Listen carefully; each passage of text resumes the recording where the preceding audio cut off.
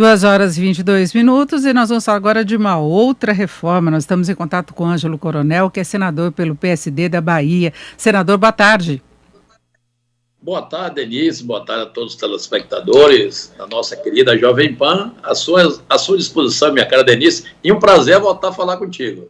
Muito obrigada, senador. E vamos falar então da reforma do imposto de renda. O senhor é relator, não é? Há uma grande expectativa por parte do governo com a possível aceleração da tramitação dessa matéria. O governo está preocupado, inclusive, em assegurar o que ele pode receber de arrecadação com a taxação de lucros e dividendos. Isso estaria, de certa forma, compondo as contas do ano que vem. Agora, eu queria saber a sua expectativa dessa reforma, que enfrentou muita resistência, muita crítica enquanto estava na Câmara, não é? E provavelmente essas críticas ainda vão prosseguir agora, inclusive de estados e municípios, não é? Olha, Denise, meus caros telespectadores, tem 3 dias que eu fui designado relator dessa matéria, estou me debruçando sobre ela.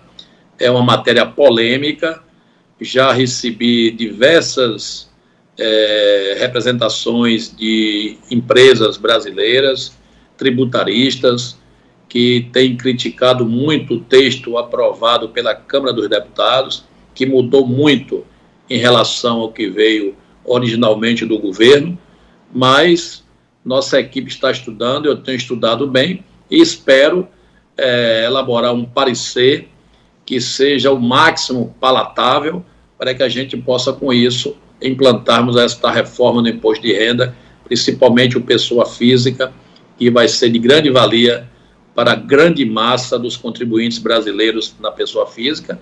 E no quesito das pessoas jurídicas, ainda temos polêmica, porque a partir do momento que você cai de 15% para 8%, você há uma redução de receita. Aí você tem a taxação de dividendos e também o juro sobre capital próprio, que também nós vamos parar, sentar e fazer a conta.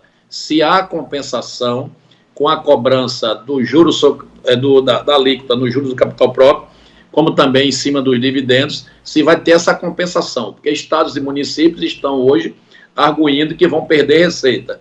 E hoje nós não podemos deixar que estados e municípios percam receita, porque principalmente os municípios onde tudo acontece. Então não podemos deixar os municípios realmente sem a receita satisfatória para tocar as suas ações sociais e de saúde. Agora, senador, o grande problema é que há uma redução no imposto de renda para as empresas, mas tem essas outras taxações e nós temos vários especialistas alertando para o risco de, no final das contas, as empresas terem uma carga tributária maior, né, pela combinação de tudo que está acontecendo, porque não adianta falar que vai taxar os lucros e dividendos só na distribuição, que atingiria aqueles que recebem mais, né, que seriam os sócios, porque há toda uma reformulação. Eu já vi muitas críticas, por exemplo, do ex-secretário da Receita, Everardo Maciel. Ele falou que no passado isso daí estimulava a sonegação. Há mecanismos aí de planejamento tributário que fazem com que haja isso para se escapar, porque os lucros e dividendos estariam incorporados naquele custo total tributário para as empresas, né? E por outro lado se reduz a arrecadação de imposto de renda, que é o que é distribuído com os estados e municípios, não é? Exatamente, Denise. Nós temos que pensar que existe no Brasil hoje, no bolo tributário, a figura das contribuições sociais, que elas não são distribuídas para estados e municípios. A exemplo da CSL, que é a contribuição social sobre lucro líquido.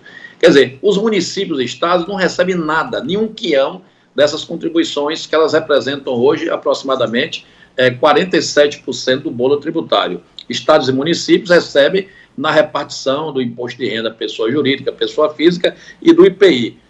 Eu pretendo fazer contas para que também parte dessas contribuições sejam destinadas a estados e municípios, porque assim a gente consegue resolver esse lado da frustração possível de receita para esses entes, ou seja, estados e municípios. Na questão empresarial dessas empresas, nós temos que pensar bem, será que a redução da alíquota de 15 para 8, será que taxando dividendos e taxando juros sobre capital próprio, se vai fechar essa conta? Porque eu sou daquela tese, reformar para aumentar impostos, para mim não é reforma.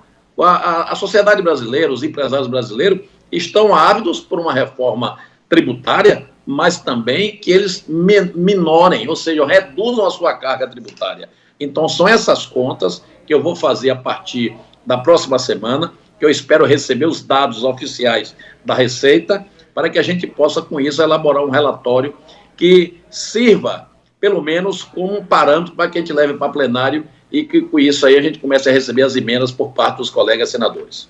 Agora, senador, pode ter algum tipo de conflito com relação à tramitação da PEC 110, que aí seria uma reforma tributária, que há muito tempo se discute no país. Nós tínhamos uma PEC semelhante, prevendo a fusão de tributos, também em tramitação na Câmara. Se tentou fazer uma proposta conjunta, que foi atropelada exatamente por essa proposta de reforma do imposto de renda. Como é que o senhor vê essas duas reformas caminhando paralelamente no Senado?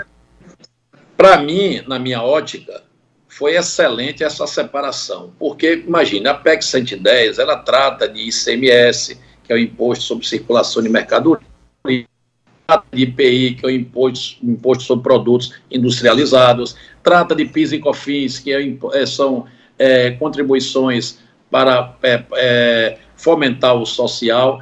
Então, elas são, apesar de todos serem tributos, mas foi bom separar essa parte que está constando na 110 desta reforma do imposto de renda.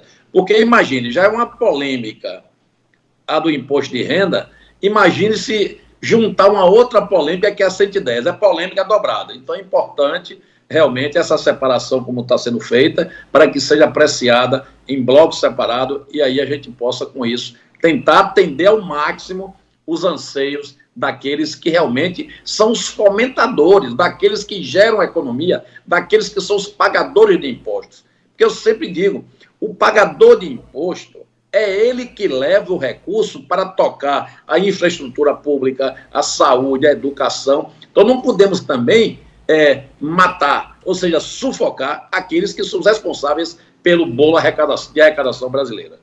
Agora, senador, em relação a prazo, o senhor acha que dá para concluir os trabalhos até o final deste ano, que essa é a expectativa do governo, ter a aprovação final?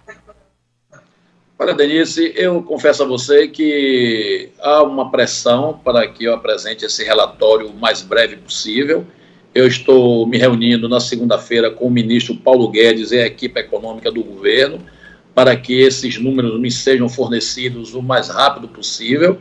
E, a partir daí, eu vou me debruçar para ver se até o final do mês, de outubro, novembro, possa apresentar este relatório e que ele venha a plenário.